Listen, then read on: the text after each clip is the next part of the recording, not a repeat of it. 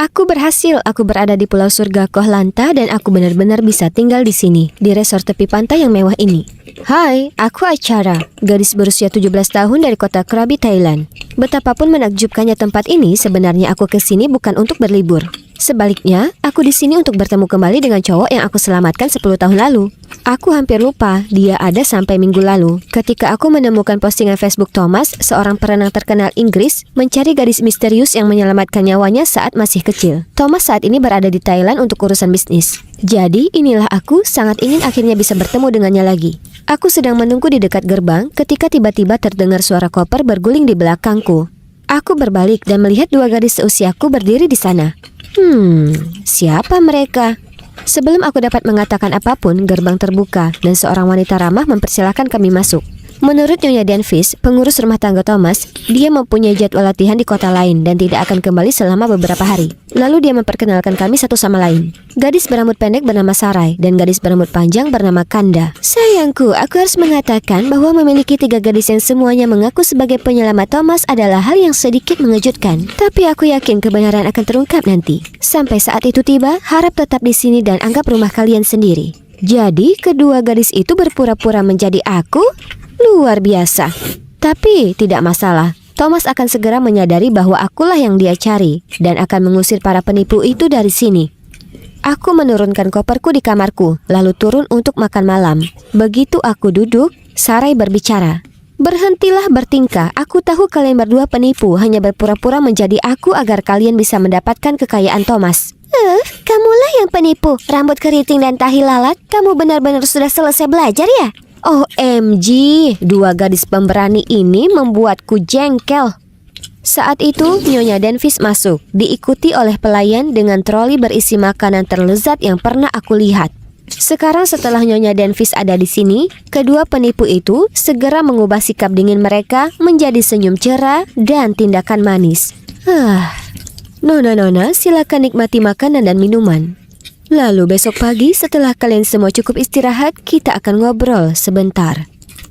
Tapi bagaimana aku bisa menikmati makanannya ketika ada 2 burung ular yang melotot ke arahku? Aku segera menyelesaikan makanku, lalu bergegas kembali ke kamarku. Aku harus bersiap dengan baik untuk besok. Keesokan paginya, seorang pelayan mengantarku ke taman untuk sarapan. 2 gadis lainnya sudah ada di sana saat melihatku. Kanda merungut ke arahku, sementara Sarai sengaja menggergaji pisaunya ke dalam telur dadarnya. Aku hendak mengambil sarapan ketika tiba-tiba Nyonya Denvis muncul dan berkata, "Pagi gadis-gadis, kuharap kalian semua cukup istirahat." Dia duduk lalu melanjutkan, "Sekarang ke poin utama. Aku agak penasaran dan bertanya-tanya di mana kalian pertama kali bertemu Thomas." "Mudah, di sini di pulau ini ketika aku berumur 10 tahun. Aku sedang mengumpulkan kerang di pantai ketika aku bertemunya." "Ketahuan, saat itu aku berumur 7 tahun, penipu." "Wah, ceroboh sekali, Kanda." Thomas dengan jelas menyebutkan dalam sebuah wawancara bahwa dia berusia 8 tahun dan gadis yang menyelamatkannya setahun lebih muda. Ya, aku bertemu Thomas ketika aku berumur 7 tahun. Saat itu ayahku adalah seorang pengemudi kapal. Aku sering mengikutinya ke sini, dan suatu kali aku melihat Thomas sedang duduk sendirian di tepi pantai. Merasa bosan menunggu ayahku, aku datang untuk menyapa dan ngobrol dengannya sepanjang hari. Sore itu, Thomas mengalami kram saat berenang dan dia akan tenggelam jika bukan karena aku. Aku menyelamatkannya, lalu ayahku dan aku membawanya ke rumah sakit. Nyonya Denvis hanya mendengarkan dalam diam, dan setelah kami bertiga selesai menjawab, dia berkata, "Memang gadis yang dimaksud saat itu berusia 7 tahun, jadi Kanda?" "Tidak, aku cuma salah ingat. Lihat, waktu itu aku berumur 7 tahun. Aku mudah bingung." Nyonya Denvis tidak berkata apa-apa lagi setelah ini, tapi aku melihat tatapan penuh pengertian di matanya. Lalu, malam itu, saat makan malam, hanya ada 2 tempat di meja set, dan Kanda tidak pernah muncul. Sepertinya semuanya menjadi serius. Keesokan paginya, aku memanfaatkan waktuku di sini dengan bersantai di pantai, membaca buku favoritku. Ketika seseorang menghalangi sinar matahari, aku mendongak dan melihat Sarai menyeringai ke arahku. "Nikmatilah semua ini selagi bisa, karena kamulah yang akan berangkat berikutnya." Enak saja. Kamu mungkin sudah hafal semua informasi dari surat kabar, tapi itu tidak cukup untuk membodohi Thomas. Kamu? Aku melihat kemarahan di mata Sarai saat dia mengangkat tangannya untuk menamparku. Tapi, iya, seseorang menghentikannya. Berdiri di depanku adalah seorang pria jangkung dan tampan. Wah, siapa dia? "Nona, kekerasan bukanlah jawabannya." Siapa kamu menceramahiku?" "Sebenarnya, aku Ellie, asisten Thomas." Sarai bergumam pelan, lalu melangkah pergi. Kamu baik-baik saja? Aku baik-baik saja. Aku hanya tidak tahu bagaimana seseorang berani berbohong seperti itu. Kami terus ngobrol sambil berjalan di sepanjang pantai. Ellie menyebutkan bagaimana aku persis seperti yang Thomas gambarkan tentangku. Melihat Ellie berada di sisiku, aku mengambil kesempatan untuk bertanya lebih banyak tentang Thomas. Seperti apa makanan favoritnya, warna kulit, dan filmnya. Kemarin aku berbicara dengan pengurus rumah tangga Thomas, Nyonya Denvis. Dia sepertinya tahu banyak tentang dia, bukan? Benar, dia adalah pengasuh Thomas. Karena jadwal mereka yang padat, orang tua Thomas seringkali sibuk. Sehingga sebagian besar waktu, Nyonya Denvis yang merawatnya. Dia sangat menyukainya. Kemudian Ellie menunjukkan foto Nyonya Denvis sedang memeluk Thomas yang tampak muda dan tersenyum. Oh, jadi dia berambut pirang saat masih kecil? Aku begitu tenggelam dalam pikiranku sehingga aku tidak melihat ada batu dan tersandung. Ellie segera mengulurkan tangan untuk menenangkanku, lalu bertanya apa aku baik-baik saja. Ya Tuhan, apa yang terjadi padaku? Kenapa jantungku berdebar kencang? Malam itu, Sarai dan aku sedang duduk di ruang makan sambil bertatapan sambil menunggu makan malam. Ketika tiba-tiba, seorang pria masuk sambil membawa 2 karangan bunga matahari. Thomas.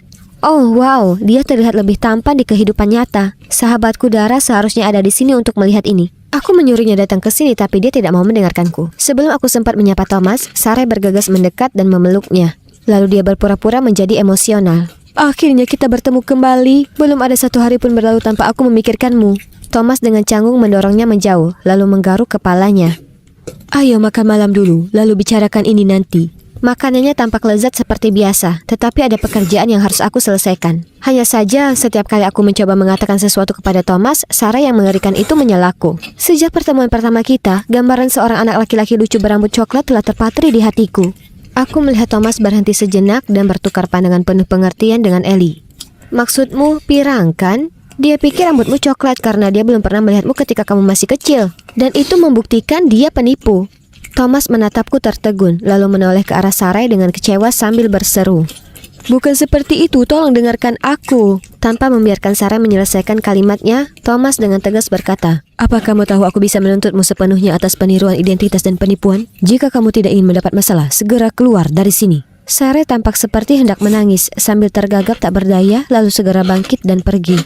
Thomas kemudian meraih tanganku, tersenyum dan berkata, akhirnya, aku menemukanmu. Jadi, dia menyingkirkan penipuan tersebut. Tapi kenapa aku merasa sangat bersalah saat melihat wajahnya yang ceria? Lalu, bagaimana dengan Ellie? Kenapa aku mendapati diriku berharap bukan Thomas yang memegang tanganku saat ini? Keesokan paginya, aku membawa Thomas ke kampung halamanku dan mengajaknya berkeliling. Kami sedang berjalan di sepanjang tepi sungai Krabi ketika aku melihat Dara menunggu. Itu dia, aku mengundangnya untuk bergabung dengan kami. Ini Dara, sahabatku. Dara, ini Thomas, pria yang tadi kubicarakan denganmu. Saat itu, teleponku mulai berdering.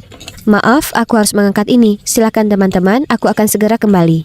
Aku segera pergi, namun tidak lupa mengedipkan mata pada Dara dan berbisik padanya. Aku sudah melakukan yang terbaik. Sekarang giliranmu. Aku berjalan-jalan di sekitar area tersebut dan kembali untuk melihat Thomas duduk sendirian, memandang ke kejauhan. Kemana Dara pergi? Melihatku, dia berdiri dan berkata, Dara ada yang harus dia lakukan, jadi dia berangkat lebih awal. Kita harus pergi juga. Dalam perjalanan pulang, aku bertanya pada Thomas, jadi Dara sudah menceritakan semuanya padamu kan? Maksudnya apa? Oh, baiklah. Dia memberitahuku tentang beberapa tempat menarik di kota. Astaga, artinya Thomas masih belum tahu? Konyol, Dara. Aku berusaha keras untuk membawanya ke sini. Oh, hai acara. Ini tiba-tiba terlintas di benakku saat kamu membawaku ke rumah sakit saat itu. Apa kamu ingat bunga apa yang kamu berikan padaku? Bunga... Dia memberiku bunga matahari terakhir kali, jadi pasti. Tentu saja aku ingat. Aku memberimu bunga matahari. Aku ingin menghiburmu. Aku mengharapkan anggukan dari Thomas. Namun yang mengagetkanku, dia menghela napas dan berkata, sebenarnya aku cuma mengarang. Tidak ada bunga sama sekali. Kata-kata Thomas membuatku bimbang. Aku tidak ingin berakhir pada posisi seperti ini. Bagus, jika Dara sendiri takut untuk mengatakan yang sebenarnya kepadanya, maka kurasa aku harus melakukannya.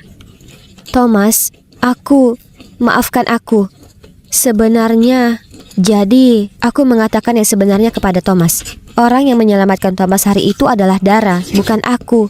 Dan dia berada dalam situasi yang cukup sulit saat ini. Sejak ayahnya mengalami kecelakaan yang membuatnya tidak bisa berlayar lagi, keluarga Dara terlilit hutang yang sangat besar. Jadi, ketika aku melihat artikel di mana Thomas sedang mencari penyelamatnya, aku mencoba meyakinkan Dara untuk melapor, karena dia mungkin bisa membantu keluarganya. Tapi aku tak bisa melakukan itu. Aku tak bisa membiarkan dia melihatku dalam keadaan yang mengerikan ini. Dia akan menganggap aku hanya mengincar uangnya. Betapapun aku berusaha meyakinkannya, Dara tetap menolak pergi menemui Thomas. Jadi, aku memutuskan untuk menyamar sebagai Dara dan mendekatimu terlebih dahulu. Lalu aku berencana untuk menyatukan kalian kembali di sini. Dan dia menyetujui semua itu? Tidak, dia tidak melakukannya. Aku melakukan semuanya sendirian. Aku terus menanyakan lebih banyak informasi kepada Dara tentang masa lalunya, dan kemudian menghabiskan seluruh tabunganku untuk perawatan rambut dan riasan untuk memasukkan tahi lalat seperti miliknya. Kemudian aku bohong ke orang tuaku, aku mengikuti kemah musim panas dan pergi ke kota Koh-Lanta. Aku juga mengatur untuk menemuinya di sini hari ini. Tapi menurutku dia masih belum siap untuk berbicara denganmu. Sebenarnya, saat aku melihat Dara, aku merasakan hubungan yang aneh dengannya. Tapi melihat cara dia pergi seperti itu, mungkin dia tidak ingin melihatku lagi. Oh tidak, apa yang telah kulakukan? Aku ingin menyatukan mereka, bukan memisahkan mereka. Apakah semuanya akan berakhir seperti ini? Sudah 3 hari sejak itu, dan sekarang aku di sini, dengan gugup menunggu Dara di lobi bandara. Aku memintanya untuk bertemuku di sini, tapi sepertinya tidak bagus. Apa dia benar-benar tidak mau mengucapkan selamat tinggal padaku sebelum meninggalkan negara ini? Acara, sepertinya Dara tidak datang. Maaf, tapi kita harus pergi. Aku menghela napas serius dan menarik koperku ketika tiba-tiba aku mendengar seseorang memanggil. Tunggu, Acara. Aku berbalik dan melihat Dara berlari ke arahku. Ya ampun, sungguh melegakan. Aku segera menyembunyikan senyumku dan memasang ekspresi kesal. Oh, kamu di sini. Kukira kamu tidak akan datang. Pokoknya aku dan pacarku berangkat ke London untuk menemui keluarganya. Mereka sangat ingin bertemu penyelamatnya, ya kan sayang? Terima kasih sudah datang untuk mengantarku pergi. Dara memandangku dengan canggung. Lalu ia meraih tanganku dan menuntunku agar ia bisa berbisik. Acara, bolehkah aku berbicara dengan Thomas secara pribadi sebentar? Yes, rencanaku berhasil. Aku menoleh ke Ellie dan mengacungkan jempol. Lalu kami bergegas pergi dan meninggalkan Dara dan Thomas untuk berbicara berdua saja. Apa kalian pikir aku akan membiarkan kedua idiot itu menyerah begitu saja? Mustahil. Aku sudah mendiskusikannya dengan Thomas dan berencana untuk berpura-pura mengucapkan selamat tinggal murahan di bandara. Dan voila, Dara akhirnya menyadari perasaannya terhadap Thomas di momen untung-untungan ini. Dan mereka berdua pun bertemu kembali dengan bahagia. Hore! Jadi, bagaimana denganku ya? Baiklah, kalian tidak perlu khawatir karena aku mungkin akan berpacaran dengan asisten yang lucu dan tampan ini di sini.